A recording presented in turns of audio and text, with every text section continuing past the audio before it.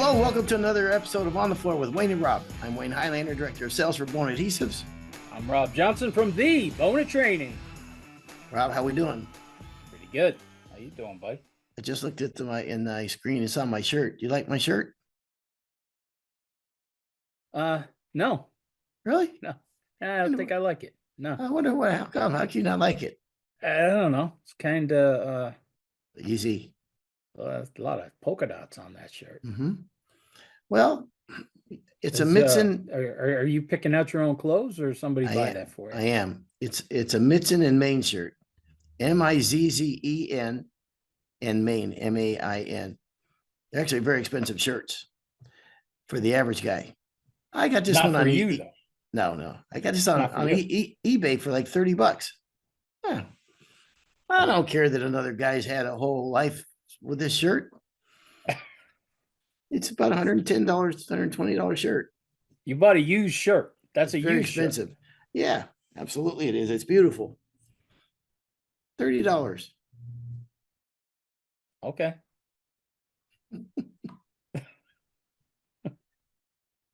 Rob, you're buying used clothes now.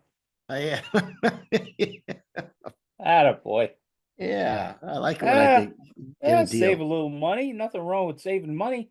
Damn right. I get a bell for that one. The expensive stuff, the fishing stuff, I got to buy first class.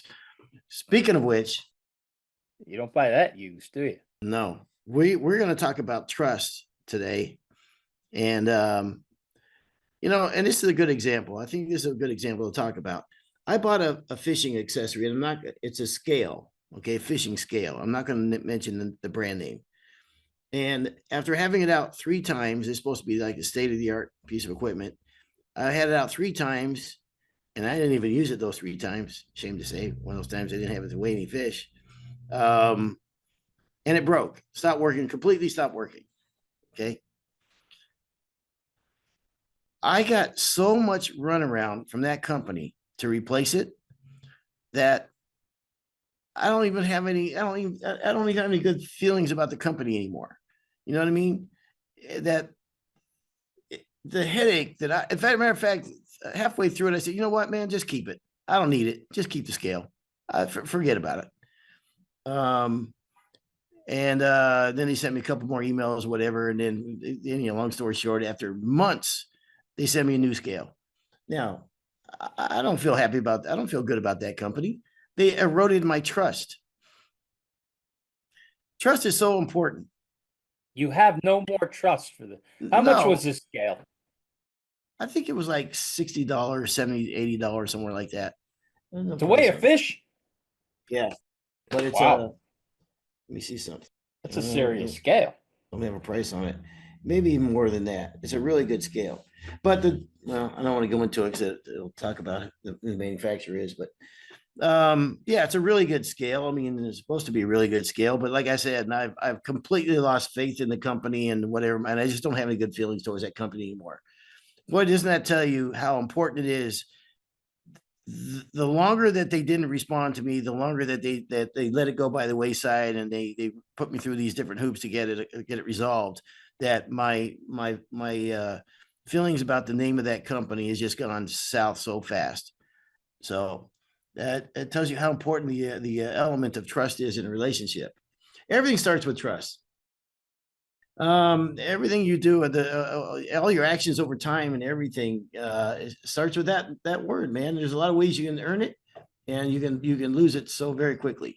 Before you talk about that, though, I want to say something else. It has nothing related to this, but there's 2 things that I'd mentioned today. I thought were very interesting to me. One is, Mike Rowe, the 30 Jobs guy, 30 Jobs. Yeah. You know what I'm talking about, right? 30 Jobs. Yeah. Yeah. The guy, he used to do the cash cab, or was that a different guy? I think it's the same guy. He's done all right for himself. I mean, he has. He's a bigwig now, that guy. Yeah, he has. Actually, people take him pretty seriously now, too. He's kind of went from a goofball to a, kind of more serious guy. Well, he's really put the spotlight on the importance of the blue collar man, the blue collar. Yeah. And I don't mean man, the blue collar worker. Yeah. There you go. And that's what I like about him. He said something that to me is pretty shocking, and that is the number 5. For every 5 tradesmen that retire, 2 take his place or her place. That's amazing, isn't it? How many people are not coming into the trades? That is shockingly sad. It's sad, but also look at the opportunity. Well, to get into the trades. Yeah, it's sad, but I wouldn't mind being a young guy getting into this. Man, you're going to be able to name your price. You think about all the trades that are begging for people. I mean, literally every trade I can think of that I've run into over the last number of years, they're begging for people. And for every 5 that leave the trade, there's only 2 coming in to replace them. Right. Wow, man, that is. You could go. Now I gotta ask the big question here. Yeah. So it's for every 5 that leave, 2 come in. Mm-hmm. Now, what happens when you leave? How many guys are going to have to come in to replace you? I want a number on this. 0. There is. I mean, they broke the mold. Is that what you're saying? No, I'm so I can't do floors anymore. So what are they gonna do? I mean, wow! Come on, that's not what everybody was listening for. They were looking for a number. If I go, I'm going to take 4 people. That's what we're going to take, 4 or 5 to replace a Wayne Highlander. No, I got to keep it real. That's impossible for you. Because I know that you got a number in your head. I know you do. Of course you do. Everybody's replaceable. Everybody's replaceable. You can't even say that with a straight face. I just did. What was the other thing I was going to say, though? That's the scary part. I had 2 things I was going to say, and now I can only remember one. Maybe it won't be 4 to replace you. Yeah, there you go. It'll come to me as the show goes on. All right, Rob, what you got? I have no idea. What the I know. Okay, forget. Yeah, you said you had another. Yeah, I remember what it is now. That boy. We talked about dust containment and stuff like that, and think if in your career, if you say you sand floors for, say you do 1,000 square feet a week, okay, and you work 50 weeks a year. Now there's going to be some that's going to be way less than that, say more than that, but let's say 1,000 square feet a week for 50 weeks. All right. And you do floors for 20 years, let's say. That's 1,000,000 square feet of flooring. Okay. Yeah. If you're not using respirators and dust containment and those type of things, and maybe HEPA filters too, you're breathing 1,000,000 square feet of flooring residue, dust, and all the stuff that comes along with it, and finishes and everything. That's pretty, that's pretty scary. You don't think of it because your career is long and every day you get up and do it and everything. But when you start thinking about the accumulation, thank you, of 20 years of doing floors and breathing all that sawdust, that's pretty frightening.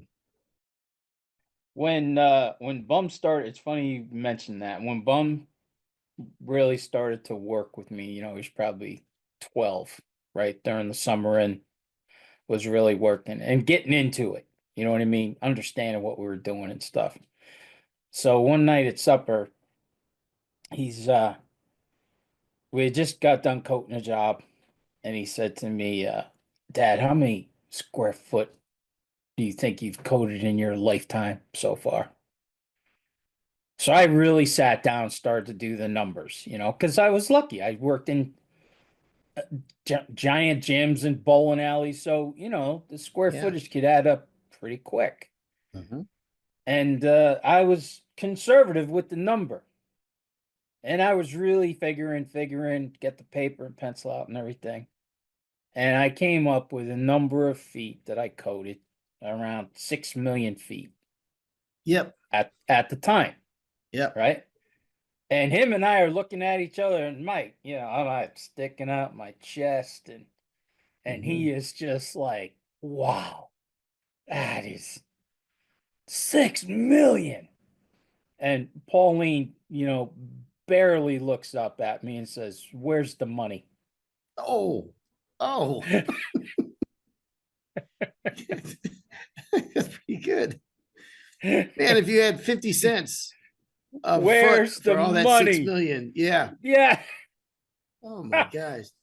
Talk about the deflated Wow. balloon, Well, right? she didn't Like have the to do that. Chinese spy balloon coming down when she Yeah. said that. Just Wow. bang.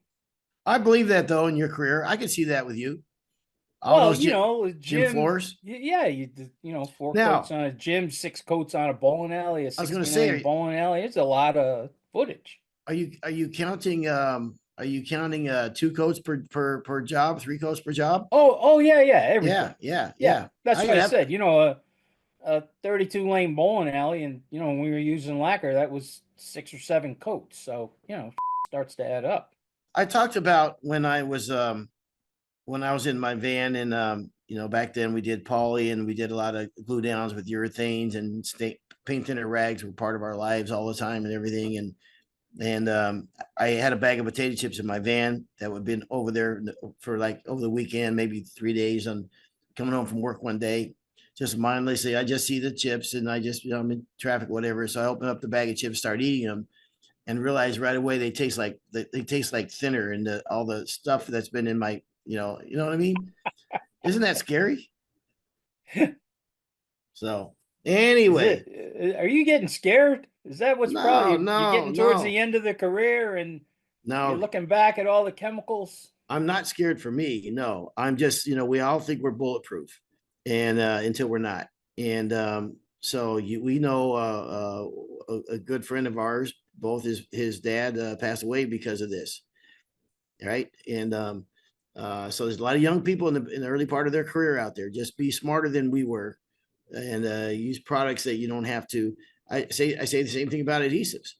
Be careful. Sometimes when you look at the technical data sheets on adhesives, but sometimes the safety data sheet is the most important thing to look at because you're 18 inches over that pail all day long, all week long, all month long, all year long, decades. So all this kind of stuff adds up. So, and actually, Since we're going to go down that rabbit hole, let's go down that a little bit more. Um, so let's talk about some safety equipment. Like you said, a lot of new guys getting into this. Um, I think what I've learned about safety equipment through the years is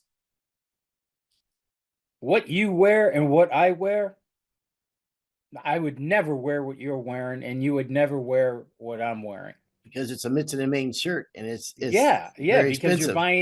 you're buying used Mm, clothes. yes. Maybe it's not, maybe Amazon, maybe you get it hooked up with Amazon, work nights or something. I mean, I hate Mhm. seeing you It's down to buying this. used clothes, but hey, man's got to do what a Yeah. man's got to do. What do you mean by saying that I would never wear what you wear and you would never wear what I wear? If you were on a job site with my son and I, we're both wearing hearing protection and we're both wearing breathing apparatus. But what I think is comfortable is not comfortable at all to him. He would never wear what I'm wearing.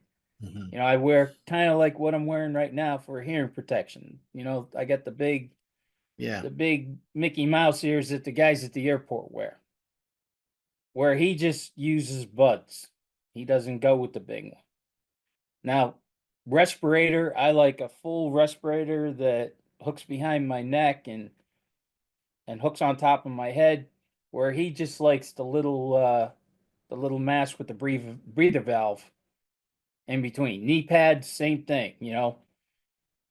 So what I'm saying is try everything because if you're not comfortable in it, you're not going to wear it. So if you own the company and you buy your guys, here's everybody's respirator. If it's not the kind of respirator that I want to wear, I'm probably not going to wear it. You know, You're so right, because here's the thing is that Whoa, whoa. One more easy. time. Say Yeah, that again. you're so right. Yeah, yeah. I get it. That bell was for me. I didn't hear the bell. Really? No, barely hear it. Oh. Well, that Oh, one listener okay. who hates the bell, he's gonna love it. He's gonna be happy. You're right about that, because it's all habits. You get into habits. If you get into the habit of doing it all the time, you'll do it. You'll continue to do it, but you have to start that habit. And if it is uncomfortable and awkward and whatever, you won't do it. I remember back in the 1970s. Here we go. Oh, Living in hello. living in Sault Ste. Marie, Michigan. You didn't know what your neighbors looked like for 6 months of the year, because of the snow. We would those heavy parkas where they covered your face and had the fur on the outside of them tied up real. You know what I mean? They're called a snorkel jacket. Okay, so we had You could, those. you could repair those with duct tape. I'm sure of it. That they repairs Yeah, everything. maybe you could find one on eBay. Maybe. But the thing is, them jackets probably weighed 40 pounds back then. And he had the heavy boots, and you had the heavy big gloves and everything. And now equipment has gotten so much better, so much lighter, so you know, or uh, I can't think of the word I was thinking of, but just way more comfortable than they were back in those days. So there's better options now than there used to be. I'll tell you something else too. I don't know about you, but my ears ring all the time. I have tinnitus in my ears, ring all the time, and is just such a pain. So I listened to that high speed edgers when I was young. We didn't wear ear protection, and those high speed equipment in closets and stuff like that. It's that you pay the That was the price. day that I put mine on. Yeah. That was the day. Pauline and her mother came out to a job one time. We were doing a bowling alley and they brought us lunch. So we were working local. So her and her mom brought lunch. And then when her and her mom were driving away, she said, "You better get him some ear protection. He's going to be deaf." She was a nurse. She was an Mm-hmm. RN. Mm-hmm. And she said, he's going to be deaf by the time he's 40. She couldn't believe how loud Yeah. everything was on the Yeah. job. Yeah. And so a couple days later, Pauline gives me this headset that her mother went out and got. And it was, like I said, it was a big one that the boys down at the airport wear outside. Mm-hmm. And that sat on my dashboard of my truck for, I bet, almost a year. Wow. And then one day we were doing a residential thing, and I was in a closet with the edger, and you ready to just slam your head against the wall. It was so loud. Mm-hmm. And then I thought, I'm gonna try those, Dan. Yeah. Maybe they work. Maybe, maybe there's something there, right? Mm-hmm. Forget about it. That was it. I never Yeah. took them off. And the crew, oh, the that I heard from them about wearing, excuse my language, sorry about that. Mhm. For wearing that, and I didn't care. I absolutely did not care Yeah. because I couldn't believe. I was shocked how much better you feel at the end of the day. Well, you ever look at the long distance truck drivers? You ever been in a long distance truck driver's truck? I bet you have a No, time or two. no, I Uh, wouldn't. Why I'm have not. you? I'm not saying you're a lot No, I've lizard, never. lot lizard or anything, but no, those trucks are their seats are unbelievably comfortable. I mean, they're like, I was gonna say Cadillacs, but they're like the most comfortable seat you ever sat in, because that driver is in that seat for hours and hours at a time. So you might as well make it comfortable for yourself. You know what I mean? Yeah, Same thing with us doing floors. All right, let's switch gears. All right, we talked about trust. Um, I'll tell you, I've been thinking about this the other day, Rob. What are the couple of the two biggest concerns when you're having your floors done that the homeowner has? Number one is dust, right? I would say that's number. Yeah, I think dust is number one. Yeah. I think another thing too is that if the homeowner would admit it, like using the bathroom, using the restroom is another one. And that type of thing. I think now if I was doing floors, I would have a checklist of here's just so we know, just so you know, here's some things that a checklist of things that give us your feedback on this. And one of them would be, what time do you want us to start and leave every day? So that would be a biggie because you ladies getting the kids ready for whatever and they're getting home. Maybe they don't want you in the house a certain time period or whatever. If you were to put that down there, I'd be thinking right away, yeah, this person cares about my house. The second one is just so they don't have to say it. Are you comfortable with us using the downstairs restroom or no? You just check yes or check no, right? And I think those things right there, and then also smoking. And I already ahead of time just put check it yourself that we don't smoke in the house. If you do those things right off the bat, I think you're going to garner trust, like and put a lot of things concerns to the wayside real quick. Go. I don't know if I'm going to ask if I can use their bathroom. I don't know if I'm going to throw that out there at You don't think so? them. Hey, that's why there's chocolate and vanilla. No, that might not be my thing, but So I will say this about what you're talking about. Just because I don't agree with that, all right. What I do agree with is this whole talking about trust, and I am shocked. When I have to work the tech line and we're taking those homeowner calls, this is for all you guys out there, okay? I talk to your homeowners. I I can't believe that we're doing a show on this today because I had a woman called me and she's like, "How long does it take to dry?" And I'm going through the whole thing. Look, I said, forget about what it says on the can. I said it has to do with moisture content of the wood, relative humidity, airflow. I said it's pouring rain where I'm at right now, so oil products going to dry. You know the whole deal with it, right? yeah, And she is just really starting to get aggravated with me because just won't say 3 hours yeah. or two So she hours. want that's what she You know wants what you I to mean? say.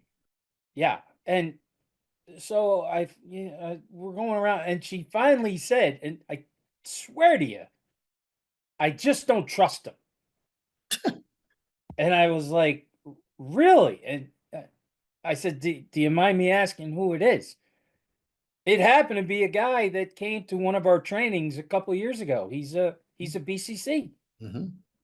And I said, "Man, there is nobody that you could trust more than this guy." Yeah. I said, "He really knows his stuff. He's been to my trainings." I said, and then she got paranoid because she's like, "You're not going to call him." I said, "No, no, Yeah. no, I'm not going to call him. No, not at all." I Yeah. said, "But rest assured, this guy has been trained on how to use these products." I said, "He's a stud." And I said, "He's a really nice guy." And she's like, "Oh no, he's a great guy, but I just." So I think if I was going to talk to him, it wouldn't be what he's doing. I think people have to, what we're talking about in the show here is find ways to build some trust with that customer, because I don't know what he said or what he did, but she did not trust that he was going to do the job correctly. Yeah. She was paranoid. Now, here's another thing, okay, that she said. She said, "I have been screwed so many times, not by wood floor guys, but by contractors in general." So, yeah, I think this, when, we talking about let's do a show on trust. Now we got to figure out ways to build that trust with the customer. Okay. So she's So not calling guys like me. yeah. Go, go. So okay. Thank you. So a couple things about that. Part of our challenge as flooring contractors is we're one of the last ones in the house, and by the time they get to us, they're loaded for bear. The GC may have made some overpromised or whatever, didn't do things he was supposed to do. Tile guy's late for the job. The painter didn't show up, and now she's educated. By the time the floor guy shows up, they're like, all right, this clown, they're loaded for bear now. Now I know. Now I've And been they're out of educated. money too. And they're out They're of out of money. money now too. Yeah, you can take away that fancy medallion and borders now. Now it's a straight lay. We should go first. We'd have all the money. We'd be doing fancier floors if the floor guy went I first. always said it's the concrete guys. That's what you want to do. There's plenty of Yeah. money for those guys. Yeah.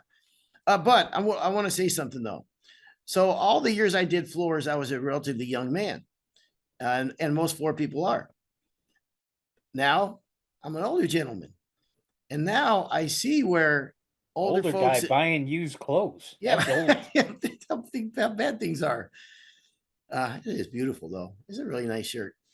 Very comfortable. You don't have to iron it. I can go traveling. I throw it in a suitcase. It never gets wrinkled. Anyhow, Mitchell and Maine's badass shirt. So anyhow, my point is, Did you buy it from a funeral home? Do they sell used no, clothes? That's eBay, but that's not a bad idea though. I know a funeral director. There you That go. guy looks like he's an extra large. Where do you get all these great suits? Yeah. So anyhow, but I've never lived as an older guy until after I started doing floors. And I see how older people get more set in their ways, where I can see them being more uncomfortable with someone using their bathroom, whatever, because they get, they're more settled and everything. Where in the past, if someone would told me not to use the bathroom, I would have been offended. But now I'm thinking, now that might not be a bad idea to have a box to check off on that. And we're back to the bathroom. But hold on a second. We're back to the bathroom, huh? Depends on where I'm at. You're really showing your age now. If I'm in a rural, thinking, where's a bathroom? How far is it? If I'm in a rural drive area, to one. If I'm in a rural area, I'd be thinking differently though. I'm not going to drive 5 miles down the road to go use a restroom. Now I'm mad actually. I think every floor guy has there's the bane of every floor guy in the whole flooring industry is low hanging chandeliers, low hanging light fixtures. Where you bang your head on one of those when you're coating the floor or you're running a sander. Is there anything worse that just screw up your day worse? I think Peter and I have left behind probably 200 or 300 S hooks. I remember one day we just went out and bought a box of S hooks just for that. And I never took them. We always left that light up there and that was it. Yeah. So we left those S hooks everywhere. I should have probably charged people for it. Mm-hmm. You owe me $1.29 for that S hook. All right, Hotshot. Tell me how you earn some trust. I know we've been talking about this a lot lately. What you were saying, I think we're going to earn a little trust from communication. I also think that maybe, I don't know how I would go about this, but we know what they're scared of. So maybe if you gave them numbers of the last 3 jobs, or, call this person, or do you know this person, or I don't know how far we can. Well, I know you don't like it. I could tell the look on your face and that used shirt staring right at me. Okay. I don't like it when people say, "Oh, can I reference your last 3 people or whatever?" I don't want to impose on my other customers, and also I get it. But it doesn't hurt to ask. I don't think it's going to hurt to ask. Maybe show some testimonials of people that that they could call. You had 3 other phone lines in your house, though, right?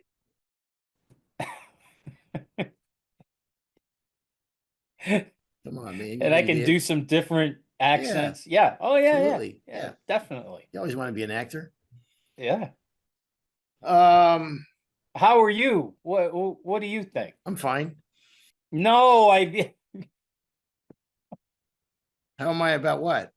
About building trust. What's your idea? Well, I think one right off the way is don't overpromise and underdeliver. I think you just have to be transparent with expectations right off the bat. What you're going to do and what you're not going to do, and just get it out right away in the front side with clear communication. I think then set the expectations right away and be very transparent.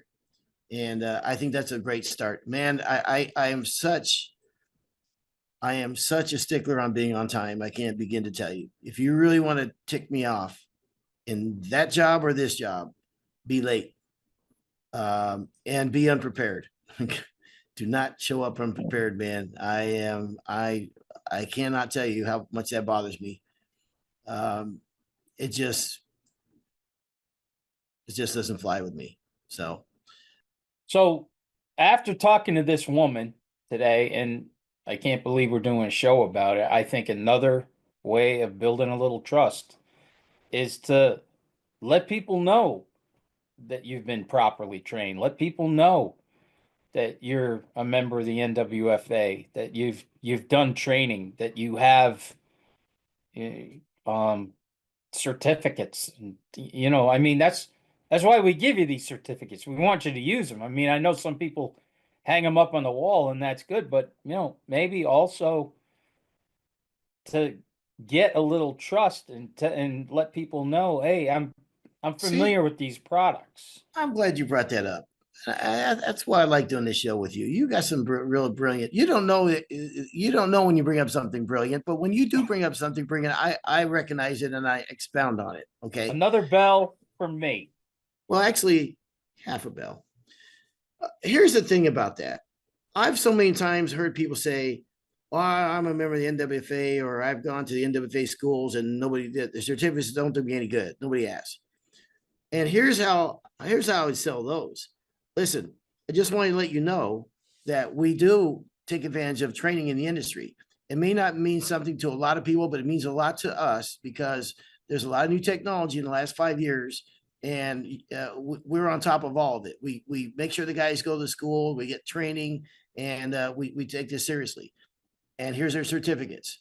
Now, like I said, some people they look at this and it may not mean anything to you, but to us, for our core values in our company, that we know there's a difference when you have a trained guy on a job and you don't have a trained guy on a job, or a guy that's been like kind of like has a good sense of how to do floors, or he was taught by his uncle or his brother, whatever.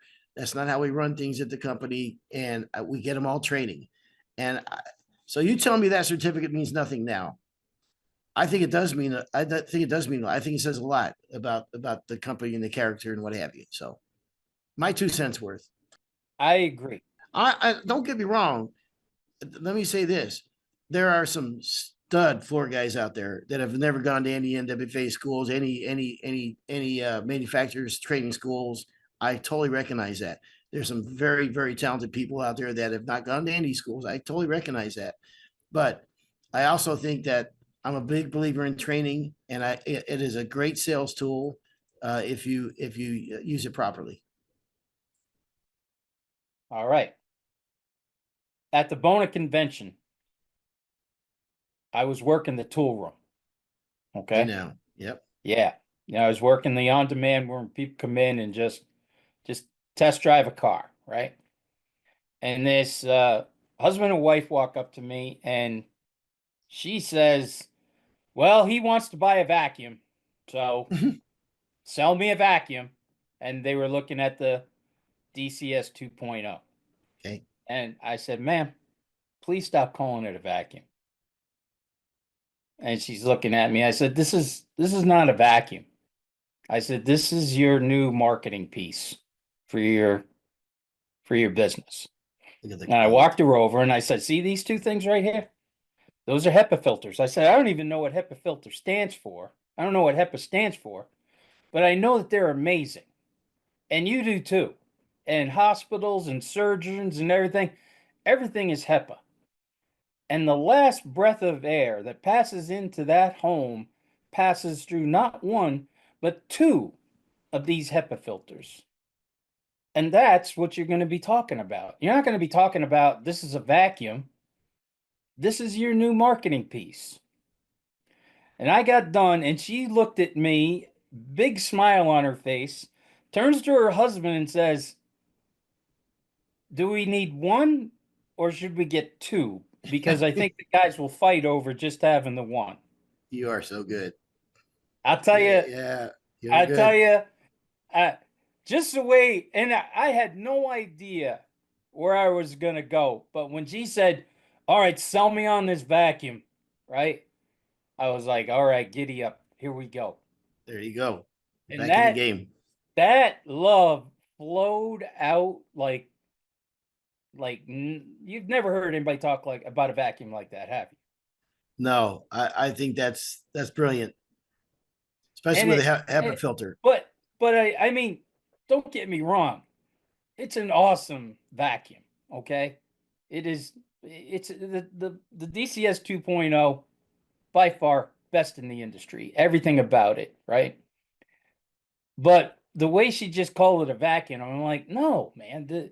But what a way to sell trust when you're going in and you're not even you're talking about because like you said, what are they scared of? Well, dust is number one.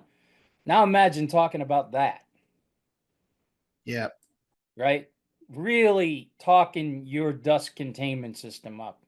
Really talking up the Green Guard Gold. I mean, yeah, we're selling, we're going to make more money for ourselves, but we're going to get trust. Um, I think so much of it too has to do with communication. I mean, it is Yes. so important how you say something to somebody. And for dealing with homeowners, with ladies in the house, whatever, and you start mansplaining stuff, or you start talking down to people, or you start acting like you should know this already, or whatever, why you even ask me this question, man, it's just you know, it's a surefire way to just shoot yourself in the foot and start a relationship that starts going south real quick. If you don't have any empathy for them, if you don't hear them, I mean, you know what I mean? We both know a sales rep, you and I, that had zero empathy and would not listen to people. He would hear people talk, but he would not listen to people. And he would like wait for you to get finished talking, and he would just put himself on pause, and then just so he could start talking again. You know what I mean? And just kind of talked over people and what have you. And so it that is a skill. I said my uncle was. I don't think he was one of the best floor guys I ever knew. I mean, he was a good floor guy, but I think what made him successful is he was so believable and trustworthy. You know what I mean? And people were just so put at ease with him. And it's just a communication skills with him were fantastic. And that all kind of goes towards the scale on the trust. So I think that's important. I think I would have if I was back in the game and had and was doing estimates and everything, I would be treating everybody like they are scared to death of not really knowing me. Maybe they heard about me. There's going to be like when that woman said this to me today, I've been screwed so many times. Wow. And nowadays, there's a lot of that going on out there. I think I treat every customer like this person has been wronged a bunch of times. I'm going to be the one that turns it Yep. around for them. Yep. Yep. Good stuff. What are the three key elements of trust, Rob? All right. Good judgment and expertise. Boom. Right off the bat. That's number one. You can't argue with that. And we go back to what we were just saying. If you're the expert, you got to be able to explain to them why you're the expert. Well, that goes kind of back to what we talked about with schools, and also, well, Yes, I said exactly. I don't like, Trainings. yeah, I don't like to give out like the last three people that did floors for because we lived in the Bay Area. People are boom, boom, they're fast. You know what I mean? They don't have Yeah. time. Then whatever, come over, look at my house. Yeah, they did a great. No one has time for that. But what I would do is show pictures of my past jobs and presentations and videos of in progress stuff. Here's the challenge that this floor had, and this is what we did, and this is why it turned out the way that it did, and what have you. And in the different species of wood, man. And also, there's so many things that are subjective about floors that this is where a lot of times where you get caught. I don't say get caught, but get yourself in a bad situation. You start racking out the wood floors. Well, I thought all the floors were going to be. How come there's so many short boards? I thought, why are you giving me all the short boards? I thought they're going to be long ones. Let's say the existing house has all 8 foot, 9 foot, 10 foot boards because it was in 1930s. You know what I mean? Now we got Hmm. nested bundles. So bidding the job, that's something that'd be a good thing to point out. Just want to let you know, in today's modern floors, it comes nested bundles. However, we stagger the boards really nicely, and we make sure that we don't put any clusters in this, that, in the area, and what have you. And just explain that to them, because if you're expecting that floor and you're going to get this floor, we're already on opposite sides of expectations, right? Right. I wonder if that's a question. Is that a question? You think that's a question you should ask? What are your concerns? 100%. What? Yeah, 100%. What are your concerns having your floors What are your done? concerns Yeah, about this job? maybe one of them is the bathroom. I'm Maybe not saying another one I'm not saying I had a is bad experience. maybe another one is them looking at you going, damn, he's the same size as my husband. He might steal his clothes. Yeah, it looks like he's got a U shirt on. Yeah. So that goes with positive. The second one, positive relationships.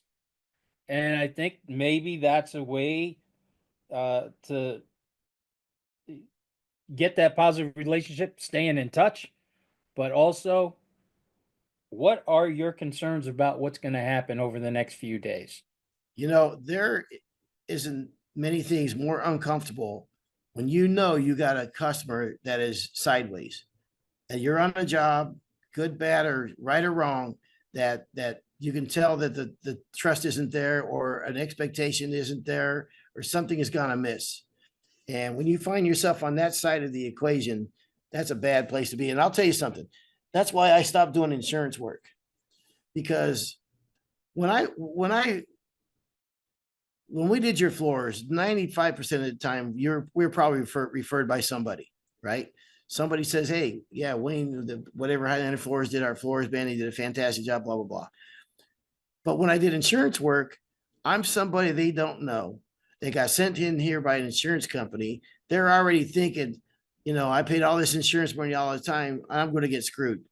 That they're expecting that their floors are going to be replaced. Insurance company's just going to stand and refinish them. And sometimes they're thinking, I'm going to show I'm disappointed, and that they should have replaced my floors. You see what I'm saying? There's no trust there. And I would Mm-hmm. have to work to build, I would have to work that entire job too hard to build that trust. And after a while, I was like, I don't need this. I don't want to have to fight like this. I mean, I don't want to have to fight that long to build their trust. I mean, on referral jobs, they know who I am, and it's a much easier conversation, and blah blah blah. And I didn't want to jump through all the hoops and play the games that the insurance companies play. So man, I'll tell you what, referrals are gold. Referrals, I mean, that's why, by doing these type of things, by doing all these things we're talking about, showing up, don't park in the parking lot because if you got a little bit of an oil leak, give them the newspaper as soon as you walk in. All these things, you do those things, and you don't have to advertise a lot of times for a small company. So the effort you put into doing these things, give them a floor kit, give them coasters for the furniture, in my mind, just replaces what you would have to do to advertise to pick up more jobs. You see what I'm saying? I tell everybody in our schools, okay, referral money, referrals aren't how much, referrals are when can you get in here? They already know Yeah, what the money is. yeah, yeah. Referral money is the best work. Everything that we're doing floors should be working around getting that referral, making that person so happy that we know that they're going to talk about us. All right, let's move on to the next one. The last one. All right, so our first, the three elements of trust, positive relationships, good judgment and expertise. And the final one, oh, this one says Wayne Highlander all over it. I'm going to give you a bell just for it. Okay. Consistency. Go. This is you, baby. Hmm. Wow. Just kidding. Well, that to me is having a system that works. And that's why we never had a floor like, okay, if we're going to do a natural floor, we sand it with this. If we're going to do a dark stain, we do it like this.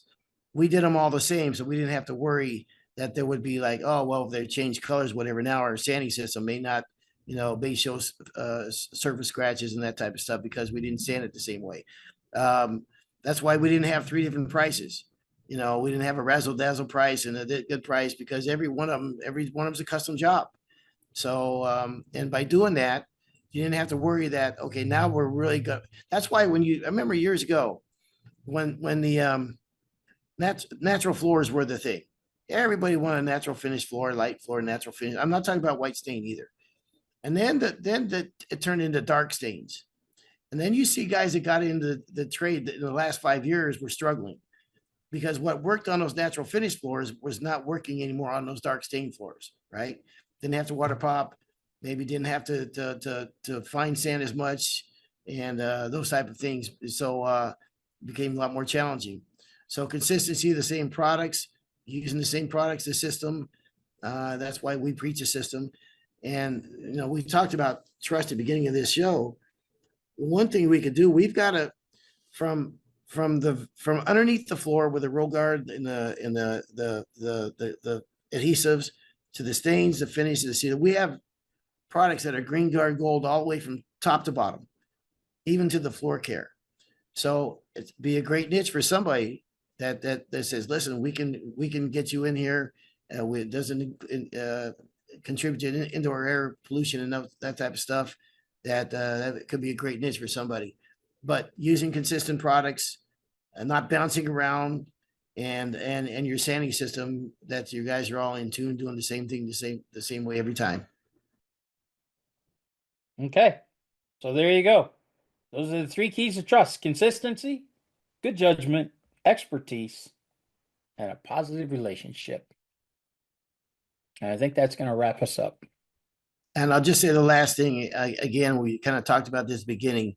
If there is a problem, jump on it right away. Don't procrastinate, man. Get on it right now. I mean, no matter what else is going on, at the very least, return the phone call and be responsive on the phone call. Because like what happened with my little fishing thing, man, the longer it goes, the worse it gets. And then at the end, even if you do fix it, it took so long, or it was so frustrating to them that it didn't leave a good taste in their mouth in the end anyhow. So now we know people go to a dinner party or whatever. What are they going to talk more about? A great job or a crappy job? Yeah. Yeah. Right? Yep. I mean, you're telling me about this fishing scale. If this fishing scale worked great and everything, you probably would have never mentioned it to me. Yeah. Yeah, 100%. I would never. The only time you would have seen that scale is on the with a fish hanging off of it. When you were telling me to get it Yes. for you while you're pulling in another fish. Yeah. Now, but as they left a bad taste in your mouth. So yep. And that is going to be the same thing with a job. Same thing. Yep. They might talk good about you to a couple people and, oh yeah, my floors look great in there, but that fades away pretty quick because now they don't have to think about it. They're just moving on. Okay. So let's go back to my basement floors. Right. I am still dealing with this company and they're getting nasty. Yeah. All right. And it's a horror show. And I have talked to hundreds of people. Not only the listeners, but people around here. Do not ever use this company. Yep. Okay. And if they had done a good job, yeah, I might have told a few people, but a good job, like I said, it fades away. It's nothing I have to worry about anymore. We're not thinking about the good stuff, right? We're always thinking about crap that we got to worry about. I got to do this, I got to do that. Yeah. That was just that one on my basement was just supposed to be check it off the list and move on. Yep. Just like a floor job. Now, having said everything that Rob and I have said on this episode, we know there's some studs that listen to the show, some flat out studs that could write this book. We know that. We totally know that and respect that. But This is maybe someone in the trade, newer guy, whatever, or maybe there's one thing you can glean from this, like the bathroom situation, for instance. Maybe you could get that out of this. I don't know. I was personally offended if someone told me not to use the bathroom. But now, as I've gotten older, I can kind of see where someone would feel that way. But like I said, then you work it into the bid. Here's the thing: we started off by saying for every 5 people that leave this trade, 2 people are filling them shoes. Wow. We should be able to charge a lot more money, and we should be able to. And by doing these things, and gosh, like I said, I loved my uncle, and I will never talk bad about him. The guy was a wonderful human being, one of the best I've ever known. I think he was an average floor guy. He wasn't a great floor guy, but he garnered so much trust with the people because he put them at ease, and he was good at communication and those type of things, that things went so much smoother. So you take all these things that could be on our side of the equation, the fact that people are leaving the industry, the fact that there should be more money available now, the less competition, and these things that to build trust, man, you could put yourself in a position to be a rock star, and to be financially way better off than we were back in the days. So, and we hope you Hey, do. you We know hope you what? do. Here's your uncle, okay? It's what I've been saying to the guys in training. What we really need to accomplish at training is just what your uncle accomplished, I think, right? People might not remember what he said. They might not remember what you did, but they'll always remember how you made them feel. Yep. Well, it's That's it. an old That adage is that the holds golden up. rule, Yep. right? Good stuff. Okay, So Rob. he might have been a okay floor guy, but if he was making people feel good, that's what they remember. I mean, he's That's what they're probably, going to remember. The floor looked good, but they felt great. That's yeah. what a way to And go. I'm saying he was a good floor guy. Yeah, good floor guy. I'm sure he's better than your uncle, but you know, this has been another episode of On the Floor with Wayne and Rob. Please stay tuned for another episode.